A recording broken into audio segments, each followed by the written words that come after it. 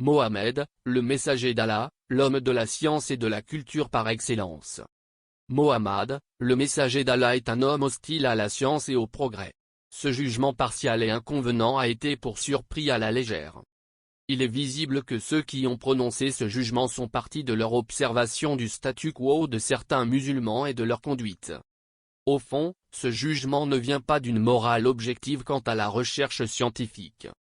Car celui qui fait des recherches en toute probité, ne peut qu'admettre que Mohammed, le messager d'Allah, a établi les fondements de la science et les piliers de la civilisation à destination de ses compagnons, sur lesquels ceux-ci ont bâti leur État qui est resté prospère durant des siècles.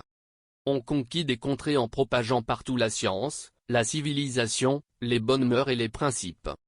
L'humanité se rappellera toujours le mérite de la civilisation musulmane en Espagne et son empreinte sur la révolution scientifique et culturelle au niveau du monde entier et plus particulièrement en Europe. Comment Mohammed ne serait-il pas l'homme de la science et de la civilisation en excellence au moment où le premier mot qui lui a été révélé dans le Coran a été l'ordre de lire lit.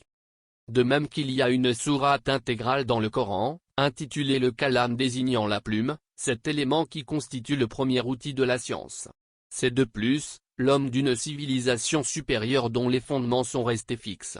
C'est pourquoi il est impossible pour un homme quel que soit son niveau, de transformer une nation ignorante et sauvage dont le mode de vie repose sur la spoliation, le pillage et la tyrannie en une nation type quant à l'éthique, le comportement et la conduite. De plus, elle a devancé les autres nations en ce qui concerne les sciences et la culture. Mohammed le messager d'Allah a réussi pour ainsi dire, à faire sortir sa nation des ténèbres de l'ignorance, de la régression, de la tyrannie et de l'agression à la science et au progrès. Il leur a fondé les bases d'une civilisation qui établit un équilibre entre l'âme et le corps. Ce qui a permis à ses compagnons de guider le monde durant des siècles et des siècles.